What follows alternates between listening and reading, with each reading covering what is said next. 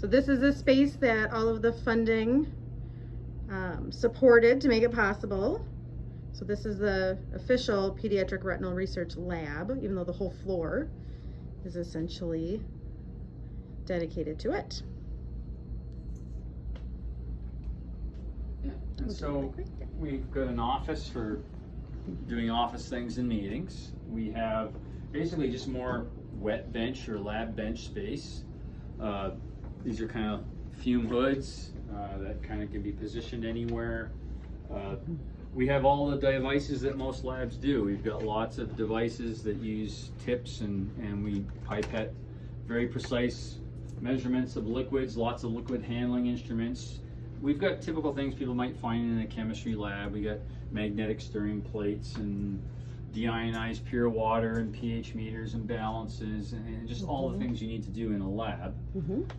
But we also have we were able to get this laid out, you know, to our needs. So around 2011, 2012, when we were talking about this, you know, and actually we were lucky, me and Wendy Dailey got to sit with the architects. Do I say hi, Wendy? Remember doing that? We get to sit with them and say, oh, you know, we kind of like, you know, tissue culture over here and some sinks there, and please give us lots of power outlets. So even in modern research buildings and universities, often they don't put in enough power outlets. They don't really realize you have a lot of things to plug in. A lot of the work, things that are tested like Norin and Frizzled 4, fever, Nori disease research, a lot of the molecular investigations that go on use human cells that are donated from human retinas that form blood vessels of the eye. So it's like primary human retinal endothelial cells, as they're called. So those are the cells that respond to Norin normally and grow blood vessels. And if any of that is impeded by, say, any of the genetic conditions, that's not happening. But we can get those cells as a cell type and grow them, and they'll be grown in these incubators. And so they'll maintain temperature and oxygen and CO2. You know, microscopes to look at the cells. These are just biosafety level 2 cabinets. Everybody has seen these in the news for the last 2 years. Right. When everybody's working in here. A lot of COVID shots And, of the news. And we can work in here. These have HEPA filtered air and they pull the air in. So you could work with a virus in there and protect the worker. But also, when we use these working with our cells, usually on our minds, we're trying to protect our cells from us. You know, you're not breathing on them and oils of your skin. Just the contamination on our own fingers and gloves and things. So we use those hoods for that. We'll also, when we get blood samples to do sequencing, we'll treat them as potentially biohazardous because it's a human blood sample. And until they go into a reagent where they're all kind of dissolved up and broken apart, which would, you know, if somebody had a virus, they would all be dissolved in the same soaps and solvents. So we do that. It's blood until it gets into the process here. We run them through a kit to purify the DNA. So some of our med students did that a lot too.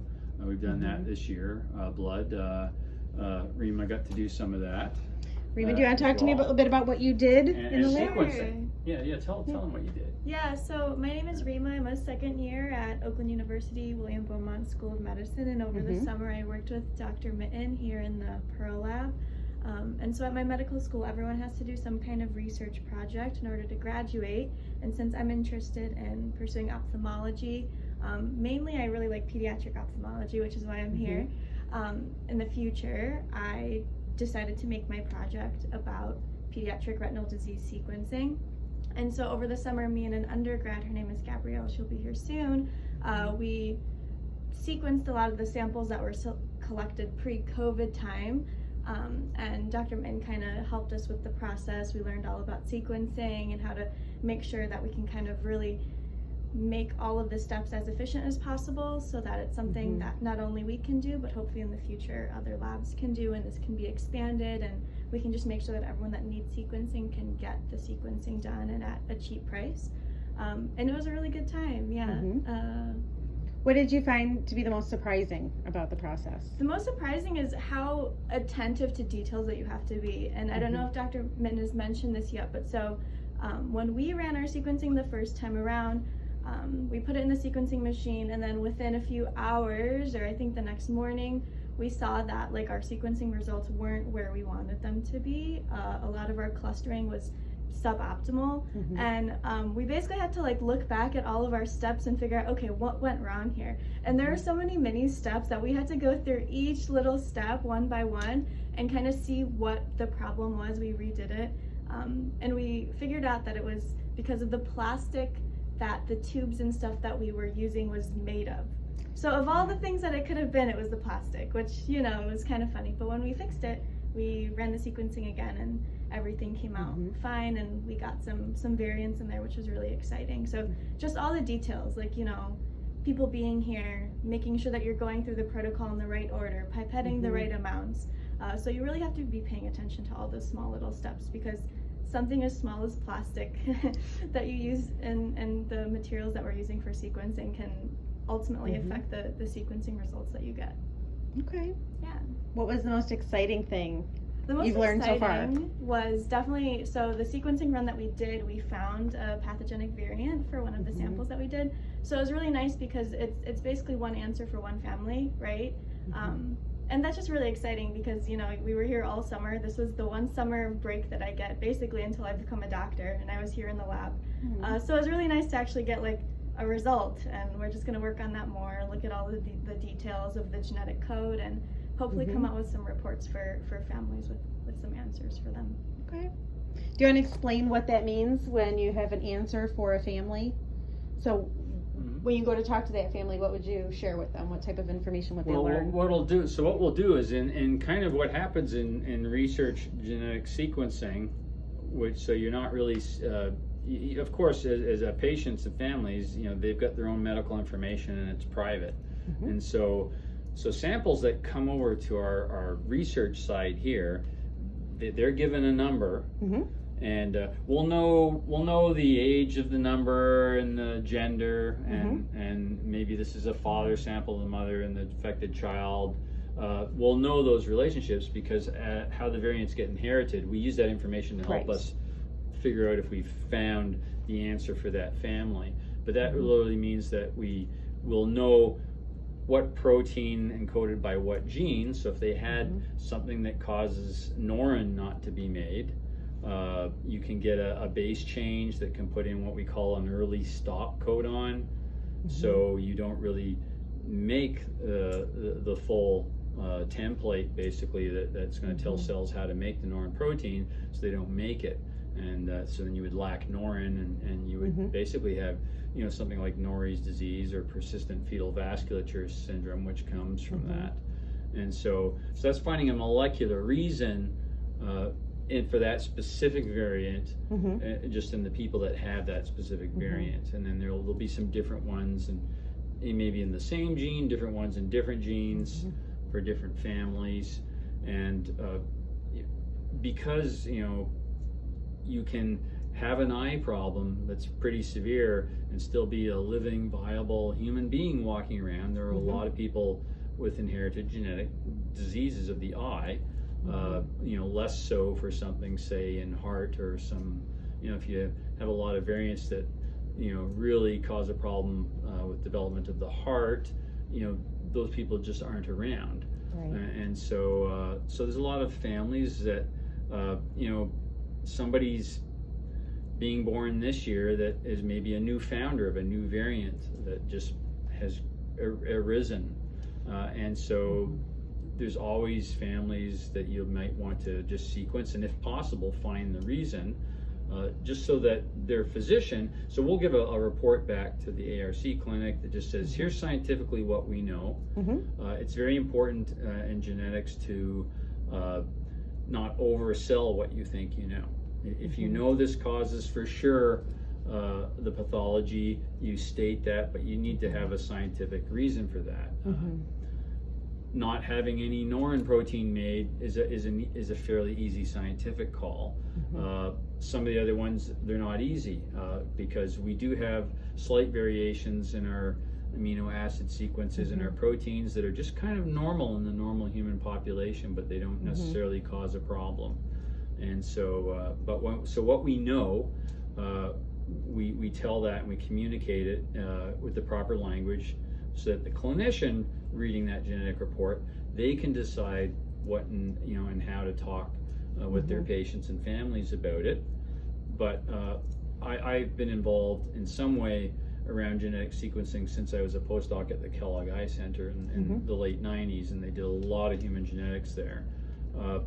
What we heard from a lot, even since then, from families is a lot of families are just happy to have a reason, and I guess if I'm thinking of if that was happening in my family, I would be happy to at least know why. What is it?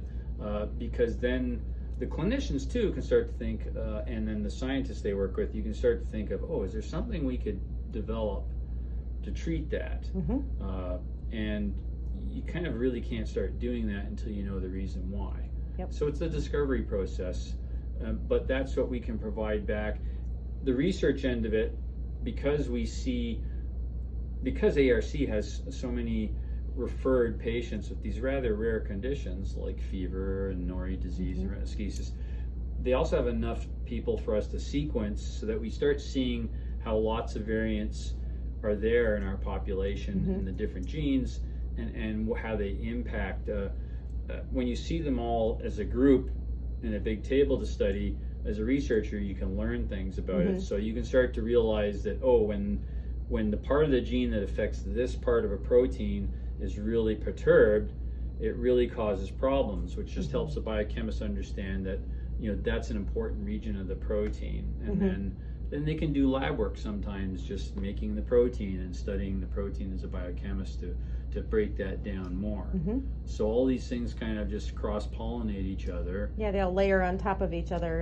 And we all publish our results wherever we can, and so everybody's going to learn something different from around the world. And when you get together and talk or go to conferences together and read each other's papers, then everybody knows a lot more, a lot quicker. And so it's just it's always teamwork.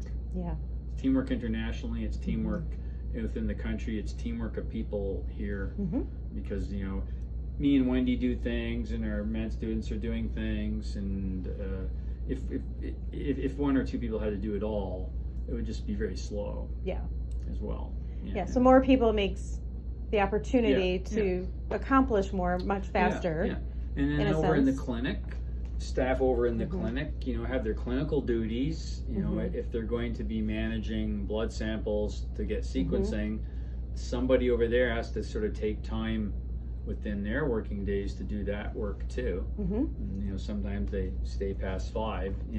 And so, the human equation of everybody just wanting to do it is the first thing, which is I guess the same as people that donate funds to you for good causes. They're human input, so all that's, if you lose any of the pieces, it doesn't happen. So I think that's what I've learned, now that I'm 60 and we've been doing this for a while. That's what I've learned that I didn't really appreciate when I was maybe in my 20s and 30s. Is that you just got to get a lot of people together who want to work on the same thing. A lot of moving parts need to come together and harmoniously, really. And that's very rewarding. So and then I hope that when I retire from here, the younger people that I've taught some human genetics to and some lab techniques to, when they see a problem and if they decide they want to become a researcher and write a grant and do something, they understand that that's possible and they'll do it. And so that's what we really hope too, is that the next generation, they learn more at a younger age, and they can just take it the next step further. And then they'll do the same thing. And so if somebody's just helping out the Pediatric Retinal Research Foundation, there's a lot of ripples that happen from that, and we don't know what they'll all be. And so I like to tell people things like that to juice them up. To juice me up. We love that. And And I like having the translational. I like working with the clinicians and being helpful in some way, because that's rewarding to me as just a biochemist. So that's something that's always kind of motivated me to be able to do that. And if I don't have clinicians that want to work with me and let me do that with them, I don't get to do that. And to clarify, translational research is all of this effort you're putting forth in the lab, ultimately helping patients and not just staying in the academic world, essentially, right? Yeah, there's a nice quickie term for it these days called bench to bedside. And some of the ARVO meetings we've gone to every year, the Association for Research in Vision and Ophthalmology meetings, the big meeting that happens every year. I think in a couple different years, that's been like the theme of some of those meetings is bench to bedside. And that's, I think that emphasis has increased in the last decade at all of the vision science meetings. Is okay, what can we get? You know, we got into the 2000s, and you know, when Paul Steving became director of the NEI, he was like, okay, gene therapy. You know, we got to not just talk about it, we got to do it. Well, you know, in 2018, the first FDA-approved gene therapy is for a specific retinal disease, and so people have to have the idea, and then you got to get enough people willing to get on the train, and then things happen. You know, next thing we knew, I think people were speculating, would it be 2050 when you had gene therapy or something? But no, you know, you already had it by 2017, 2018. So, and then there's cell therapies, and so we have the human genome now since 2000, and so all of these tools are there, and so we use all those tools here in this lab. So, yeah. Hello. Hi, Hello. how are you? Good, how are you? Good. Gabrielle's another student who works with us. Hello. And she's also an example of an undergraduate student who's done sequencing and learning that even at her undergraduate level. Great. Yeah, so you might want to ask her if she enjoyed her summer. I have a couple follow-ups for Rima, and then I want to hear all about your experience as well. Okay. It's Gabrielle or Gabriella? Gabrielle. Okay, thank you. No way. Got it. So, Rima, a couple of my follow-up questions is, do you want to ultimately go into clinical work or research or both? What's your long-term? Both. So I actually went here for undergrad too, and I was in a lab for all 4 years of undergrad. And I think that it's really important when you are thinking of, you know, big picture type stuff to start from the foundations. And I think in order to really be a good clinician, you need at least a surface level understanding of a lot of the science like Dr. Mitton was talking about. And especially with a field like pediatric ophthalmology, right? So a lot of the times, like, these kids have genetic considerations, and the manifestations of their diseases are because of, you know, some kind of gene product that wasn't formed correctly, and then that affects the vasculature in the eye or something like that. And that ultimately is a genetic thing. It's a biochemical thing. And so understanding the research is really important, because that affects clinically how a doctor treats them. And just the research is really interesting, and like Dr. Mitton was saying, there's a lot of really cool research in ophthalmology and in genetics, specifically targeting conditions of the eye in pediatric patients. And it's just really, really cool, because if you can figure it out and help these patients when they're younger, they're kids, so kids should be able to be kids first and foremost. So just whatever you can do to help treat them and think of new medications or new trials and stuff is the goal ultimately. And you need clinicians that are both at the bedside but also understanding what's happening in labs like this to be able to really push that forward, I would say. That's like the golden answer.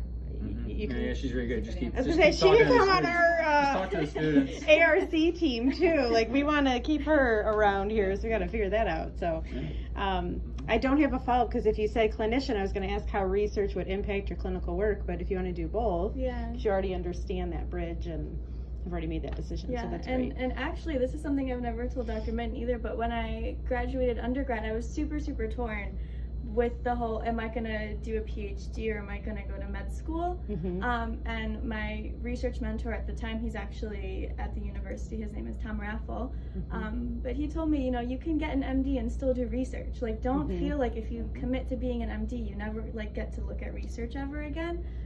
It's just, if it's something that you want to do, then you just seek it out and do it. And so I'm here and I'm doing my medical school project here. Love it. Yeah. Love it. Did you notice her earrings? I saw that they were eyes. Yeah. Oh my gosh, my God, this is so unintentional, but my background is Middle Eastern. I'm Armenian, and so the evil eye is a really big symbol of, protection and just good energy and stuff like that. So I wear these basically every day, and I never really do it associated the intentionally, two. but it's just, yeah, so we've got some evil eye earrings. I love it. Just on theme for today's interviews and stuff. Yeah, exactly. I love Gabrielle was one of our Yeah. summer undergraduate program and eye research students. that. Okay. And sometimes the PRRF has done little fundings of some spots in the super Yeah, program. I think we too. just approved some sort of student funding. It yeah. might not have been And a super we've student, got but some- something else. We've got some to also get students, undergraduate students in the lab and get them research assistant experience. Exactly. And so Gabrielle was with the super class this summer, and we had to kind of pause that program. Yeah, during COVID. Yeah, with COVID too. And so Gabrielle's just another example of a really nice, hardworking OU undergraduate student who's also interested in journalism. Oh, interesting. And Okay. I think she's minoring in journalism and wants to go to med school. Oh, wow. Okay, So, you got it. Yeah. High. Yeah. The group has high ambition in this room. That's why I was late. I had newspaper things, so I she had- apologize. No, you're Yeah. fine. You're fine. This is very casual, as Okay. you can tell. Like I'm Yeah, doing this yeah. on my phone, and it's just Yeah. very casual. What does a super student mean? What did you do? Explain to me from your perspective on what that experience was like, and what the things you worked on. Yeah, absolutely. So the super program is basically just a summer undergraduate research program that the ERI offers, and I had heard about it from Dr. Mitton way back as a freshman in 2019 through an honors college lecture. And as soon as I heard about the program and the opportunities that it offered, I knew that it was something that I wanted to pursue at some point in my undergraduate experience. And obviously COVID threw things off a bit, so this past summer before entering my senior year, the opportunity came up again, and I applied last spring, and worked starting in May, basically 30 hours a week with Dr. Mitton and Rima as well, until July, and assisted in sequencing and learning about sequencing and just about the eye itself, and different aspects of ophthalmology, and the work that the scientists do here. And I couldn't have asked for a better, more thorough, clear guide to this. I didn't really come from a genetics or even a biological sciences research background before. I worked in a medical physics lab, so it was very different. But I learned a lot, and the opportunity to even get to work with medical students in their Embark program and learn from them and just get guidance about this phase as I'm applying to medical school. It was incredibly helpful, and I am so grateful for the time that I spent here, and continue to spend. I'm still working somewhat in Dr. Mitton's lab for the fall and winter semesters, and I look forward to continuing to help with sequencing when I can. Okay. So you said you hadn't done anything like this leading up to this experience. What is your background? So what was your degree program, and where are you going from here? Yeah, so I am majoring in biomedical sciences, minoring in journalism. I hope to connect those two by becoming a physician and a medical news correspondent. And I had previously worked in a medical physics lab,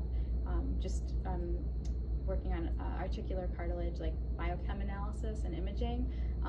But I didn't, have any experience with working in genetics or in ophthalmology or anything like that prior to. So I asked Rima this question. I'll ask you as well. What did you find the most surprising, whether it was something that you learned about or something that you were doing, or part of the process? What was the one aha that you're like, wow, I had no idea when you started and when you finished the super student program? I think just the scale of the materials that we work with, and just the sheer amount of information that you can get from working with such small samples or solutions. I mean, it's kind of crazy, just the amount of genetic material and data that you get from, a day of working on an experiment. It's just mind-boggling. Yeah.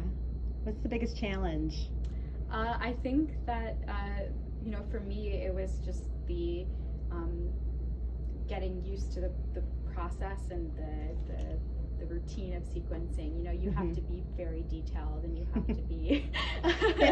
Your colleague agrees completely. You know what my response was to this? The plastic thing with the first sequencing run, all the details. Yeah, Yes, I think definitely. just the detail. It's a very thorough process. I mean, and that routine of getting into it. I mean, the first time you're doing it, you don't. You had to. What happened with the plastic is these little DNA sequencing libraries or pieces of DNA we make, DNA loves to stick to plastic. All the tubes that we all use in labs are made out of plastic, like so many things. And if you don't get specially made tubes that have low binding affinity, that you're making your DNA sequence, you dilute your libraries, or you put them on the machine, and you don't know the plastics suck them all out of solution. You're just putting solution in your sequencer. Yeah, And yeah, so lesson learned. Yeah, and it's like for many things right now in the supply chains. Yeah. It's hard to find the exact tubes and plastic you need sometimes because you have to. They're a little bit back ordered. We did solve it, but that's something that's improving right now too. Yeah. That's also, but that was but we didn't expect that. No. Yeah. But it was good for them though too, because I think they were worried at first that they had made a mistake. Right. Right. Exactly. And you're like, now I have to go through 400 But, steps yeah. and figure out where I But made the it's also, mistake. like, And I mean, that's another Yeah. part of it too. I'm sorry to interrupt, but it's Oh, you're like, good. you know, understanding that things will fail and things will work, and what you can take away from those experiences, I think is key. So absolutely. It's like the fundamentals of research too. You know, like you don't have the answer right away. The reason why you do research is to figure out, okay, all these things are not right, but if one person finds one kind of solution, you know, then all of that research is worth it. Absolutely. Yeah. Is there an actual physical sequencer machine? Yeah. Can I see that? Oh yeah, it's so gigantic and impressive. Is it in its own? Oh, come on. I was like, am I following you? Can I leave Yeah, it you're here? following me up this way. Yeah. Okay, let me grab all my gear over here. I came with luggage. We'll show you the sequencing machine, and then maybe we'll show you all the little instruments that also the foundation has given us that lets us look in mouse size. Yeah. So this phase of the Irish Research Institute was built in the 80s. And it's having more equipment installed right now. So come around here. There's a super resolution microscope being installed in our imaging section. Sounds fascinating. Yeah, so this is kind of the room that we call the support core for molecular biology and sequencing. And molecular biology is just usually a general term that means if people are doing molecular biology, they're doing something with DNA molecules, DNA or RNA, as opposed to protein necessarily, although we work with all of them. And so that little box there that we bought in 2019 is from Illumina, a company in California. It's called an iSeq 100. It's actually one of their smaller sequencers. It's one of their newer ones, and they've actually made one that's smaller because their big ones sequence so many DNA samples that you kind of have to go to a core facility and put your samples in and wait for another 10 labs to get their samples in before they can run it. Here, it's just the right scale for what we do. So, for instance, we can take 50 patient DNA sequencing libraries that are made, mix them up and run them on this machine. It'll run overnight, and it will sequence the 8 genes that we look at. And they're all 8 genes related to Nori disease and fever, and we also have a retinoschisis gene in there. And they all will get sequenced.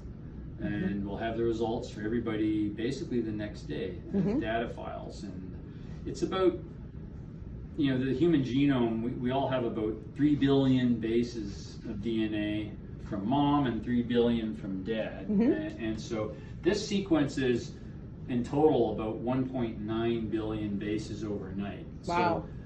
So when we went to this technology, the first time we ran this, you know, and it really when we were running it in 2020 before the pandemic hit, I think when me and Wendy first ran this, in that one run, we sequenced far more DNA then both of us had together combined over 20 years of sequencing. You just boom, because that's what the technology's done.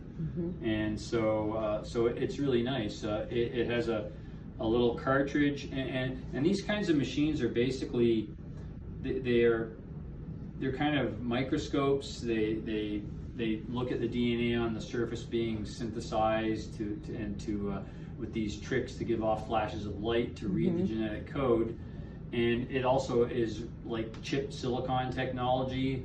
It's a technology that's always been developed for the computer industry that's running your phones. Yeah. That technology combined with the biochemistry lets you sequence DNA. And in this case, it will simultaneously be reading the sequence of about 4.5 million different pieces of DNA all at the same time. And it's all just the size of a printer. All at the same time. Yeah, and it looks like it's the size of a printer. Yeah, it's amazing. And it's just the right size of technology. It does just the right number of people that we need. Yeah. So when we have our samples ready, we can just run it. We don't have to queue it up at a big center and wait weeks. We just have to run it, and it's there the next day. So once you sequence, then students get to see everything. Yeah, Students get to see what's under finish. the hood. Yeah. Yeah, like as physicians, they'll order genetic tests one day. They won't need to necessarily do the sequencing themselves, but they will understand what's going on, and that will, I think, that's a good thing to know. Yeah. What's under the hood when you order something, so they'll actually know that, and maybe some of their colleagues will be jealous. Yeah. Guaranteed they will. Yeah. So that's important. We do that. We have other equipment in here. The PRRF funding has also helped us because we also went to a Carl's Foundation of Michigan, and I wrote them a proposal saying, well, can you give us some money to add on top of what the PRRF gives us, and then we can extend the capacity to say the numbers of people we do. And they like that, and they like that because we were already sequencing. We could show them that we do this stuff, and they said, oh great, we'll give you some more money. And one thing we did was we bought some instruments with their help that let us quality control check the sequencing libraries that we make before they go on the machine. And we used to use instruments very kindly that biology department let us use in one of their instrument cores, but now we have it all in this one room, which speeds things up and also gives us other backups of these instruments. If biology breaks down, they can come and use ours. So it's been really good this summer, coming back out of the pandemic. Yeah, absolutely. Getting back into the swing. Oh, Lance. There you go. Another medical student. Hi, how are you? Good. Yeah. Good. Are you also part of the Pearl team? team? So Lance is ahead in medical school. Okay. He's in a class ahead of these students, and so 2 summers ago Lance was in here, and they were helping us do some DNA extractions, and then mostly we got his class on to, we were generating a lot of sequencing data already, so Lance came on board when we needed extra minds to help sort through all these patient results and data. That was going to be my next question, is once you get all of this out, and people have to actually go through and make sense of all that information that you just extracted, right? What does that time frame look like? Yeah, I mean, how long does it take? So you got these results, they're sitting in front of you on the computer, I'm sure, and how long does that take to actually make sense of what you're looking at? Well, that is a great question. That's actually what I came here today to discuss. We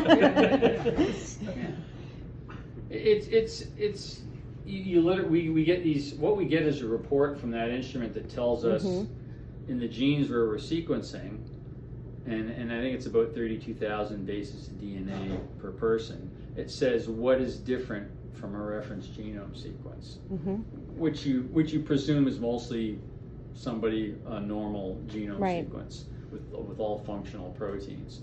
And so it just tells you, it gives us a report on what's different. And there'll be about 15 or 20 differences for any of us. If any of us were sequenced, we'd have some differences. Most of them don't change the amino acid in a protein. Some of them change what we call the codons, the triplets bases, every 3 DNA bases and little triplets combinations sort of encode an amino acid, but there's more than one codon for one amino acid. So humans often are maybe using all the codons for a certain amino acid. So a lot of them don't change the protein. But what we look at is what are the ones that have changed the protein, and that might only be a few. And if somebody doesn't have, if somebody who's just unaffected in the family doesn't have the condition, might have no changes to any of these proteins, but just the affected individual does. And so you kind of, it then becomes like a puzzle. It's a Sherlock Holmes exercise of eliminating, until you, and you're hoping you get down to so there's only one possibility left. And so sometimes you can't eliminate everything except one. And so sometimes it's hard to figure it out for everybody, every group. But the more relatives you can get in the family to sequence, that helps. And so what I'm hoping we can do, now we have more medical students being brought into the situation. One thing medical students do a lot is eventually they're hanging out on Beaumont's campus a lot in the clinics. And so they have access to go to clinics as part of their training. So I want our med students who are going, say, to the ARC clinic, they can help us with things like, we've got the child and the mother sequenced, we don't have the other parent sequenced, or we don't have their siblings. There's the practical things. Can we get organized on, okay, if we've got some data for this family, can we get some more on that family? And so each of those, a family is really they deserve to be a project in themselves. And that's usually how genetics works, is you just got a family. If you got once you have two people, you've got the family relationship started. The more people, immediate relatives, you can look for the variants, because we can see how they move. So the sequencing will show us both copies, basically. We'll know they got this one version from one parent and one from the other. They might be the same version from both parents or different. You'll know that they have maybe two different variants, but you don't know which one came from mom or dad until you get to sequence mom and dad. Right. And you probably rarely get the whole family at once. Yeah. So it becomes like it truly is a puzzle. And so if you kind of like puzzles, some people like working on that.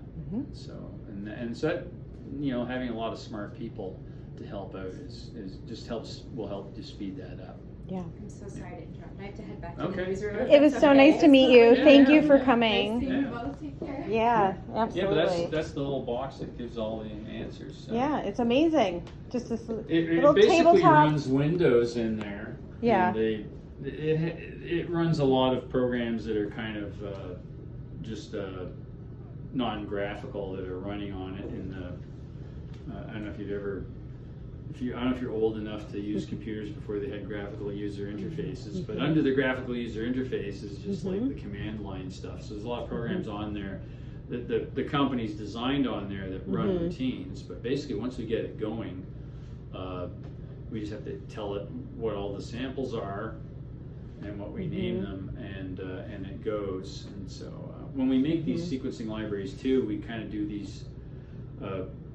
We amplify all these regions of the person's DNA, and so there'll be 180 little pieces of DNA that kind of tile and cover all those gene regions we're interested in, and they each get stuck on the end of them some special Illumina sequencing adapters, and they're all the same thing, but there's sets of adapters. So every person's sample gets a set of adapters where some of the bases are unique, and it's literally like putting a barcode in that patient's DNA library sample that's just unique to their fragments, because we take like 50 different library fragments and you just mix them all in the same tube and they get sequenced. And so they're all mixed in then. So who belongs to what, But the sequencer, as it's sequencing, part of that sequence in each strand is there's an area it knows is a specific sequence for this sample. So after it sequences everything, it just makes a bunch of folders named for every sample, and if the sequence has that barcode tag, it goes into that folder. So the machine sorts it all, and then it takes one folder of reads at a time, aligns them to the reference human genome sequence, says, here's what's different. It goes on to boom, boom, boom. So after it sequences, it spends maybe a couple hours processing and aligning and doing Yeah. all that, and then it's done. Mm-hmm. So if I kind of started at like 2 o'clock in an afternoon, probably around 11 o'clock, it'll be completely done the next day. Wow. And the files are there for us to take and look at. It's amazing. Yeah. Hmm. All just on that little box. So computer scientists, programmers, all the technology that goes into just doing that, makes it possible. So does this have any implication for any other diseases outside of the eye? Do you ever have DNA sequencing coming out that either could benefit that patient because you noticed something else, or You that could if you sequenced all of that. so you just have to say we want to look for these Yeah. protein It's possible- abnormalities or whatever It's the case totally may be. possible to sequence someone's whole genome. Yeah, which we're not randomly willy-nilly Yeah. doing that. But Yeah, which we won't do. Yeah, and Okay. and that's genetics brings in all there's ethical things Yes. and considerations. Yes. When you're sequencing when you sequence the genome or all their genes in the genome, they call exome sequencing. When you do that, even if you do that, when you get approval to do that work, what you have to establish before then is in human genetics now in North America and the UK and the EU and most of Asia now, there's kind of there's a set of maybe 150 what are called medically actionable gene variants. So if you're just sequencing somebody to do some research, but you find out they have a Huntington's chorea variant, they're going to have Huntington's disease or something, that's medically actionable. You have to know what you're going to do about that in the clinic, and there has to be a protocol. Okay, then that has to be passed on, and so it should be more complicated and need attention, but that has to be in place. If you're doing what we call targeted sequencing for a very specific few, like 8 genes, we might even make this panel. We can make this panel even 100 genes and just stick to retinal degenerations.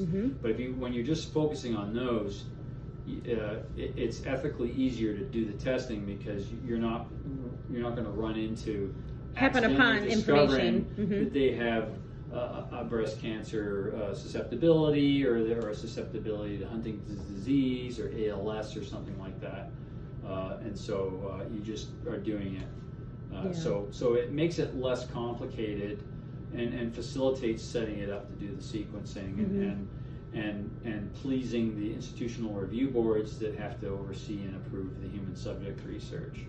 So, but it's a good start.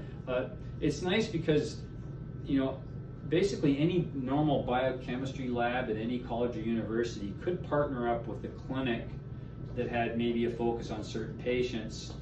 And when you want to make these targeted libraries, I could show anybody how to. You can go on free to the Illumina website. They have a designer. You put in the genes you want, and it designs the reagents you will need to amplify up those regions of the genes you want to target. And then you pay them a couple $1,000s, and they make those chemicals and send them to you. And so technically you could apply this to any area of medicine or disease of interest. And so targeted sequencing, and so that's why it's good for, even if the med students with me don't go into ophthalmology, they might gravitate and want to be a cardiologist or something, or do kidney or something else, but they will also understand, what you do if you want to test somebody, and maybe they want to develop their own panel test for a different disease at a clinic they work in, and get some university lab space nearby and partner up, and they could do the same thing. Yeah, thanks to being exposed with this project. Yeah. Hi, Dr. Drenser. Oh, Kim's in. Everybody's in today. Yeah, we got the whole crowd. That's good. Cool. Anything else we can tell you? You tell me. Is there anything else that we need to make sure we see? No. Well, let's go look at. We can show you some of the rest of the spaces that we'll show you the animal imaging.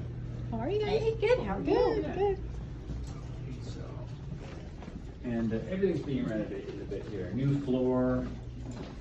You didn't have to pay for the new floor. We didn't pay for the paint on the walls and the floor. You're getting new paint. And Yeah, new going back to floor. that university relationship.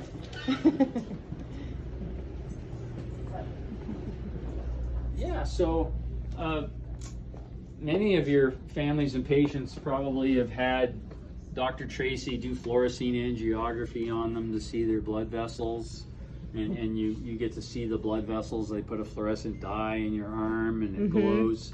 And we want to sometimes see that in our mice that we're doing research on. It's like one of the OCT devices we talk about all the time? So we need all the same kinds of equipment. And so, and really I think virtually everything in here around like 2012 to 2013 or so really came through funding that came to us really through what is now the PRRF. This system is just a camera system designed and built for mouse eyes, because you need optics that are made to look in mouse and rat eyes, because they're so much smaller than ours. Sure. But we can get pictures of blood vessels and do the same things. We want to be able to see the eye in the same way that ARC clinics can often look in the retinas and see the eyes of their human patients.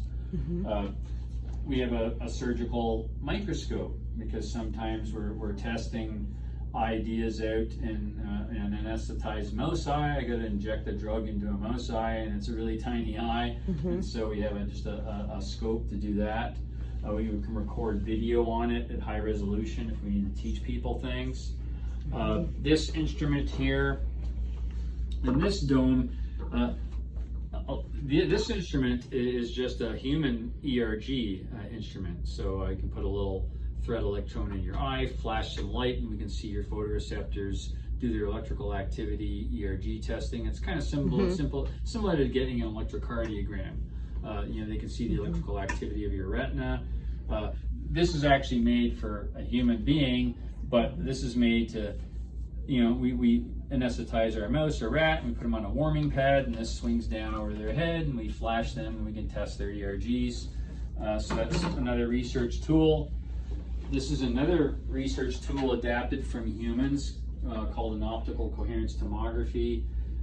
People will have that done, OCT, pictures taken at the ARC clinic, which lets you see all the layers of the retina, of course, but no one has to actually go into your eye. They just, a little infrared light that you can't feel or see just scans your retina and maps out the depths of your retinal layers, and they can check your eye out. So we have special lenses on here, one for mouse eyes, one's for rat eyes. And so this is kind of an imaging testing facility for rodents. Many eye research institutes will have this equipment. Not always do they have it all in one handy space though, like this, and that's another thing that we planned. And it's all in one space, which makes it very useful to us. So our research projects will benefit from it, and so will other eye researchers in the ERI. We were looking at Dr. Goldberg has a new transgenic mouse studying how photoreceptors make some of their components. We can look at the OCT of his mouse and ERG test other tests. So it also has ripple effects. Because this is here, lots of research projects benefit from it. And so it's beyond what you may think your donation is just doing in this room. It helps out a lot of research in the ERI. Yeah, much greater implication to a lot more people. Yeah. At the end of the day. Yes. Good. Okay. Can you guys explain to me the difference between the Eye Research Institute and the Eye Research Center? That is something I have not been able to wrap my head around. All right, Ken.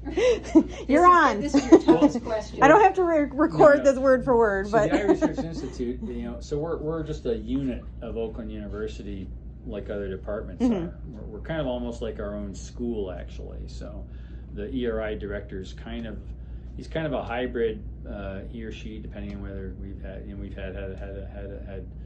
Janet Blanks was director before Frank Giblin, but you can the director's kind of like a chair of a department combined with a dean.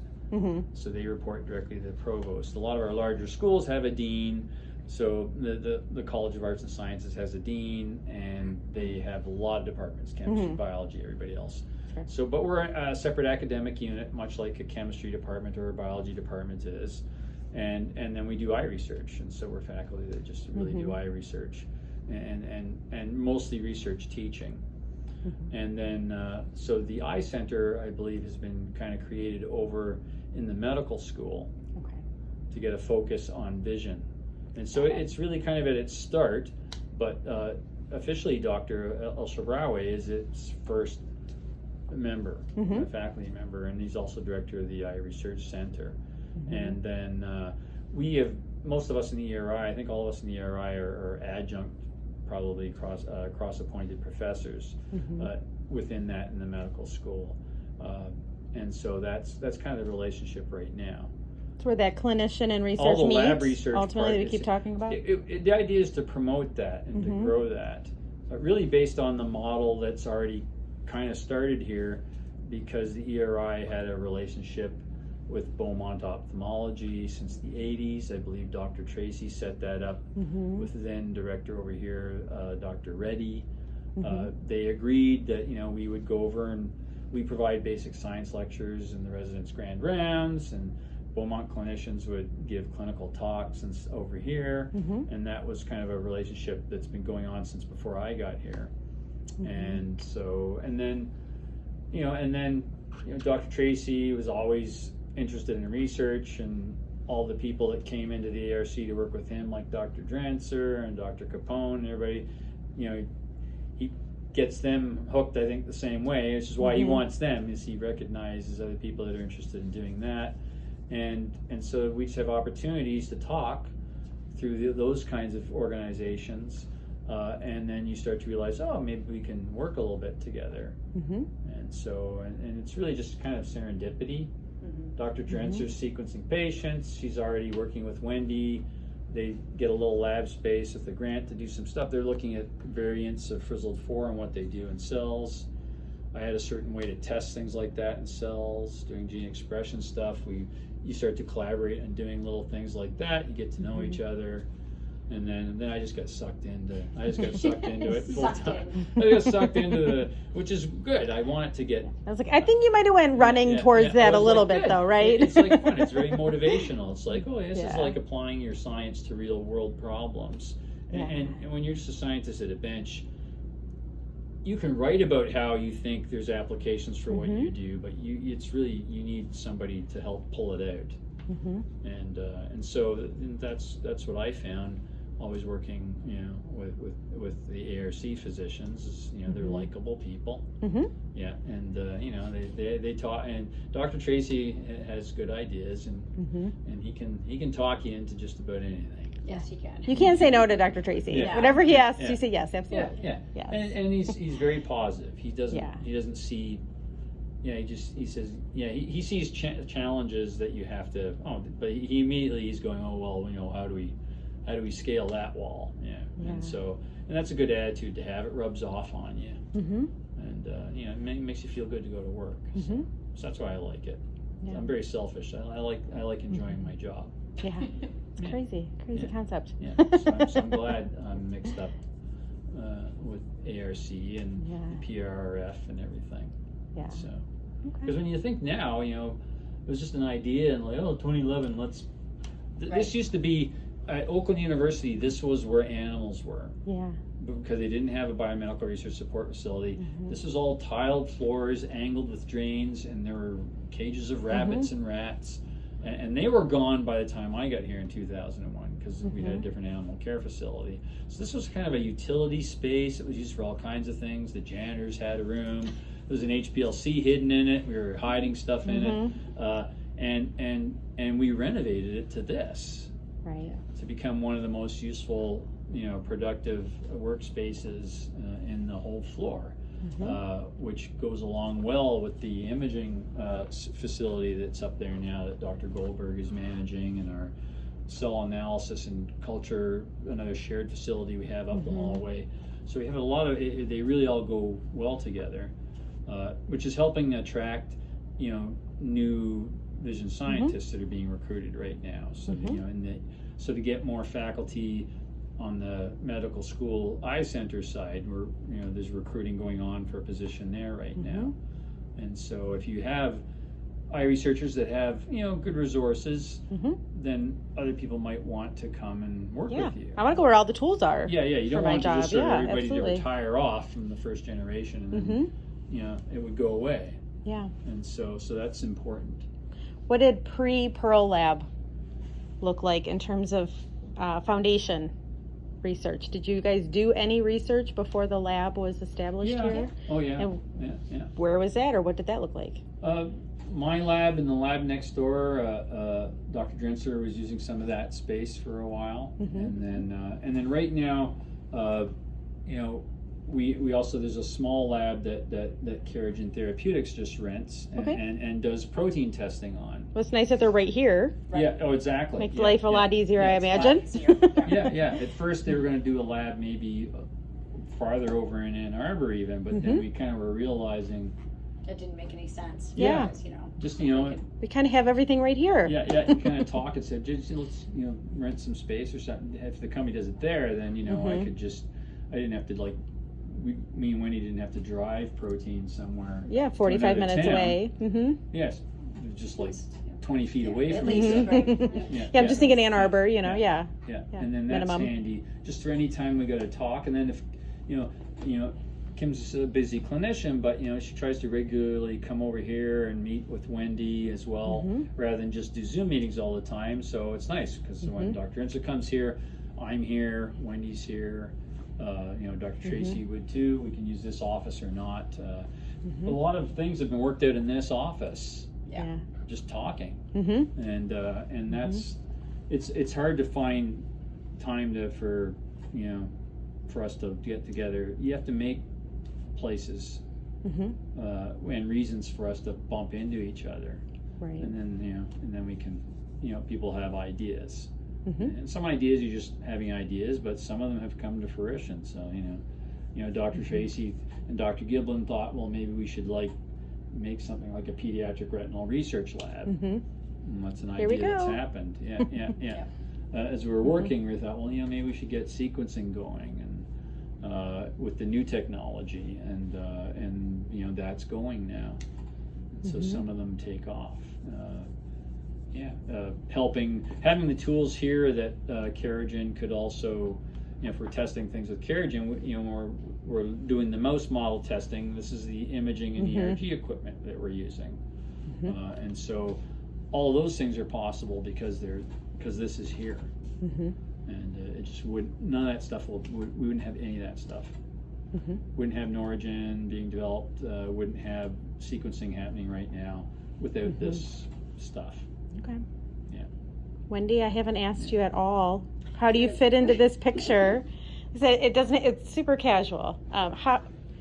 What is your role, and what are you doing with the lab? When you first start I was gonna say, your story goes back a long time ago. I first came to the ERI in 1987, I think it was, and I worked here for maybe 4 or 5 years. Then went down to Beaumont and met Dr. Drenser and started doing the sequencing. And I actually retired from Beaumont after 26 years. Came back up here and still supporting Dr. Drenser, Dr. Tracy, and Dr. Mitton. Yeah, couldn't get enough of it after retirement. Just couldn't stay away. Right. And I think we did on one of the, I can't remember if it was a link or if it was part of one of the newsletters about trying to kind of explain how the biobank and being able to do that allows you to translate into stuff. And so when I came in 2003, Wendy and I set up the original biobank sequencing, and just started. I mean, Wendy was just churning out data basically. We didn't really even have time to analyze it much until we got maybe about a year into it or so. It was not the next generation. No, sequencing, it was so A little slower. yes, it was also. Yeah. one piece at a time. Yeah. So now we sort of grab 180 pieces and sequence them all at once. So without that technology, you do one Yeah. at a time. Yeah. It took a little longer to find results. That's a lot of work. That's a lot of work. Wendy did a tremendous amount of work that way. Yeah. But yeah, so but then when we started analyzing all of that data from this certain subset of patients was when we realized, the pathway, understanding that, and then started, expanding some of the research questions as to try to figure out how Investigating Norton. Norton essentially and Frizzle 4 and how that all worked, and Mhm. nobody had even discovered G-span 12 at that point. Early on, that came later Mhm. down the road, and then as that research became more important, and it coincided with with this lab being built and everything, so it really transitioned nicely. What keeps you here?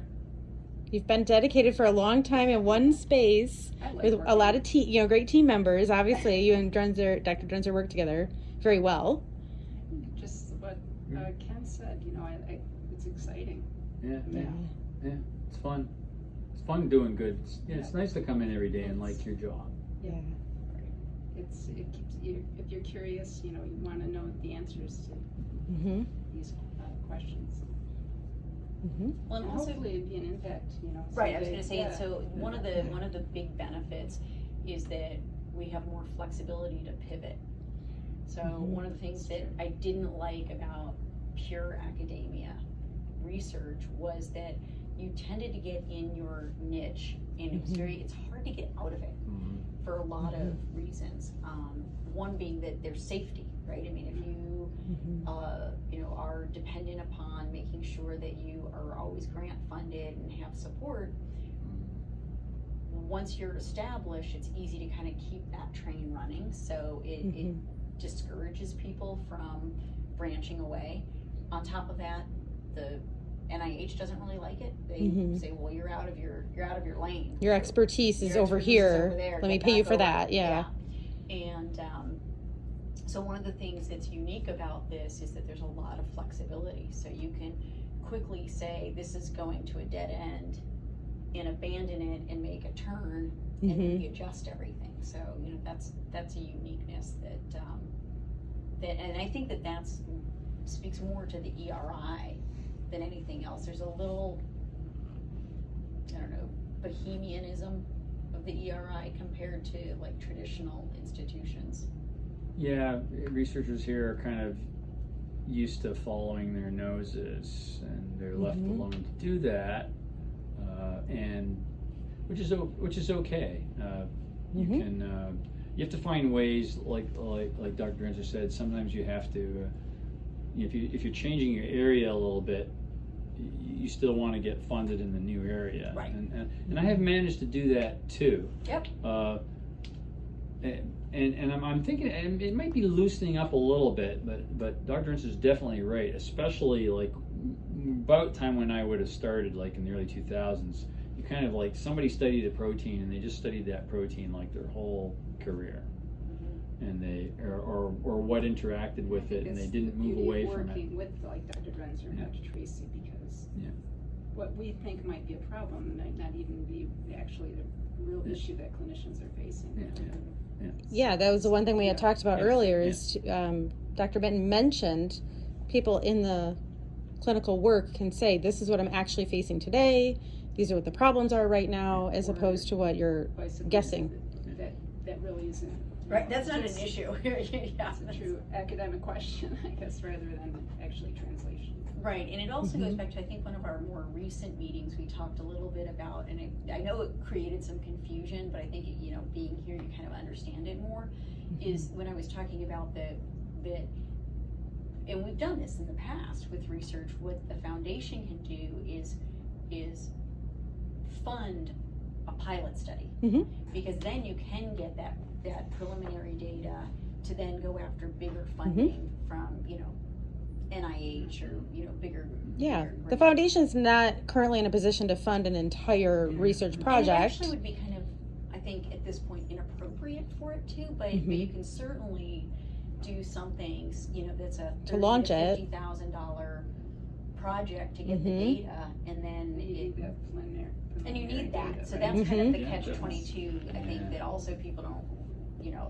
I didn't recognize it. I remember when I was a grad student thinking like, oh, this is a really stupid system, because everybody was taking their money from this project and stealing a little to get preliminary data on something that they wanted to submit. And I was like, well, if you actually already have the preliminary data, why are they like, shouldn't they be funding new ideas? And my, Right. my advisor looked at me like I was, the most naive human alive and said, well, that's not how it works. You have to actually prove, you have to almost have the answer in order to get the funding to keep working on it. It's a little chicken and egg situation. It is, and so that's a huge benefit that foundations have, and that's why, when Dr. Tracy really, it started off, obviously it started off as Ropard through the Beaumont Foundation, a while ago. But he really wanted to have something that was secured specifically for pediatric retinal research, because those are the projects that are really hard to steer interest in. And I feel like private foundation is one of the few opportunities to get the attention, to get funding for that, because it's not as attractive, because they're smaller groups of people. So Beaumont may not care as much about pediatric retinal research as they do diabetic research. Yeah, exactly.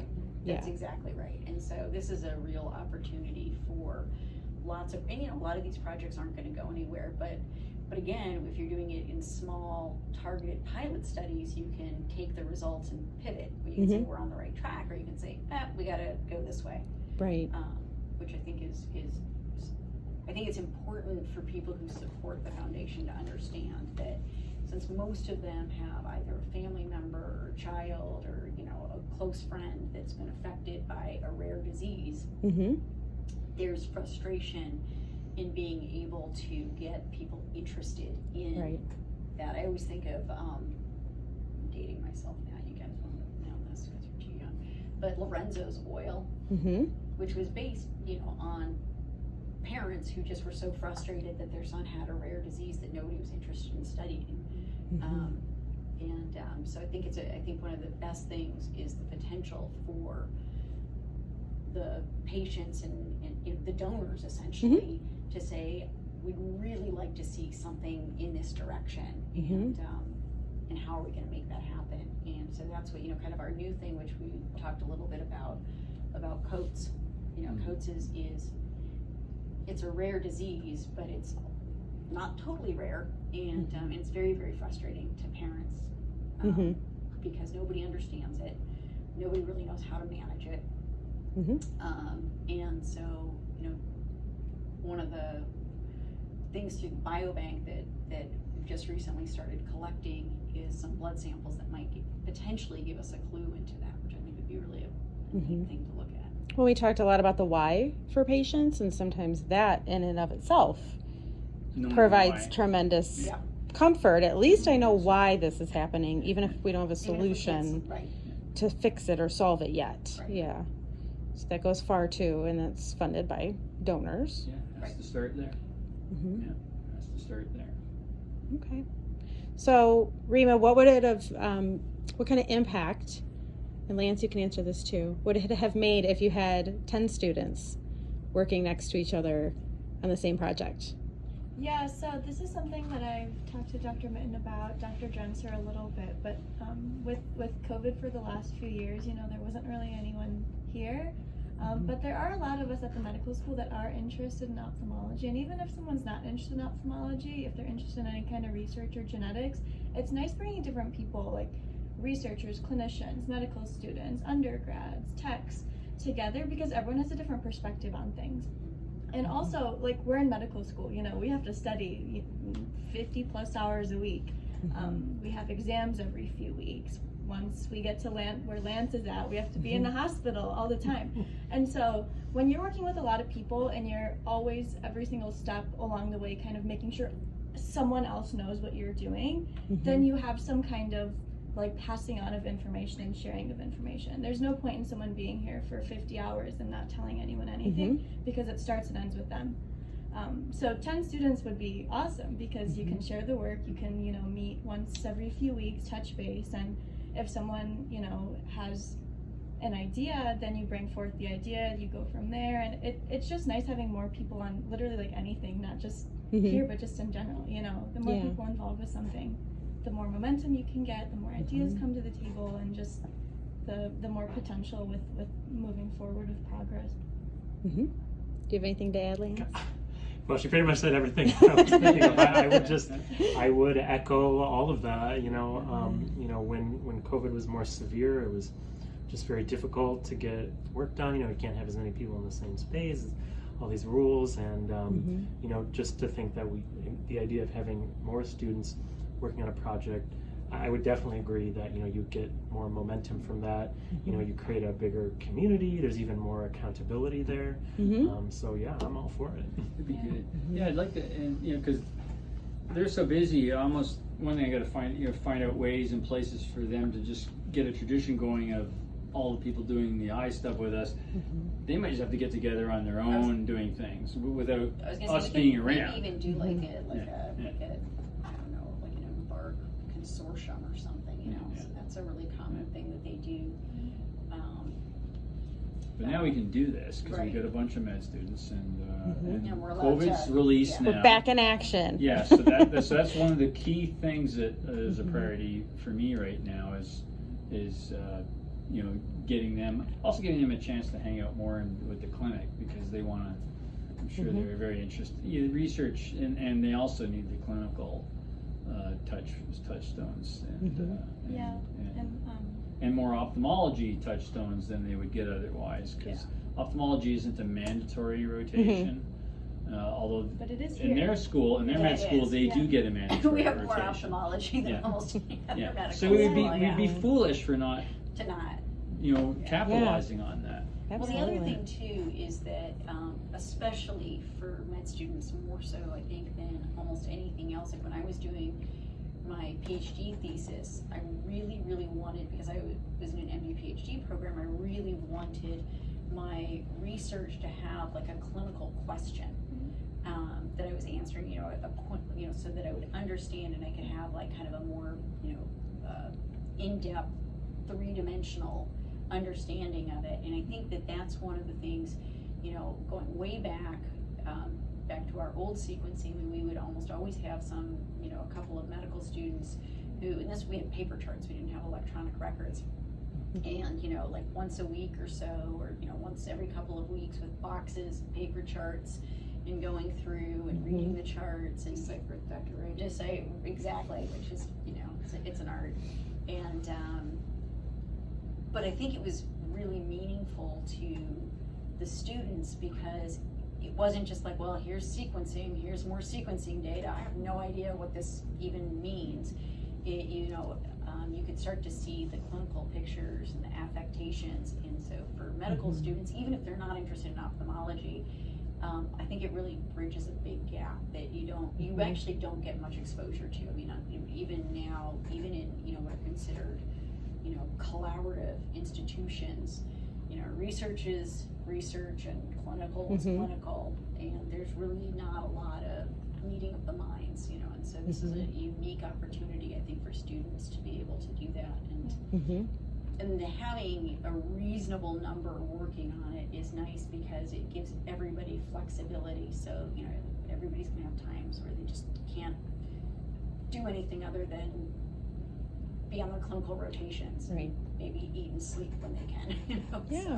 Yeah, you can't do it all. It's impossible. And just to kind of add to what Dr. Drenser was saying, like combining research and like clinical stuff, there's like another whole like realm to that I think gets tied in really well with like the community and the actual patients and the reason why like medicine or research even exists. Like we were at the walk yesterday and it was really nice being there, but it's cool seeing everything like full circle. You have the community, you have the actual patients and the families that are affected, you have the researchers, you have the clinicians, and like everything needs to be combined, like because that's how progress will come about. And it's really cool seeing that as a med student. We're gonna hire Rima as our PR person. I know. Our spokesperson. Like, you're right, you're completely right. But you're putting it all full circle for me. It's got unloading stuff. And my last question too, because I know we only booked a couple hours, I respect your time. Wendy, same thing, as if you had 5 techs working on things, what would that look like? What would that do? How would that transform the work you're doing? Well, And maybe it's 10, I don't know what the number is, but to be honest, just like like a few extra hands would be good. Yeah. You know what I mean? And because I'm doing other things besides the genetic sequencing. So it's, and for the sequencing, it has a prescribed recipe of how to do it. But my other things are kind of more in the development stage, so that really has to be, like, I can use help, like making solutions and that type of thing, but not, I actually have to do some thinking about what to do, the next steps. You can't always have medical students fill those roles because you are doing school and studying and clinicals, and so it's important to probably have dedicated techs that can be here for a set number of hours that you know when to expect them and those things, right?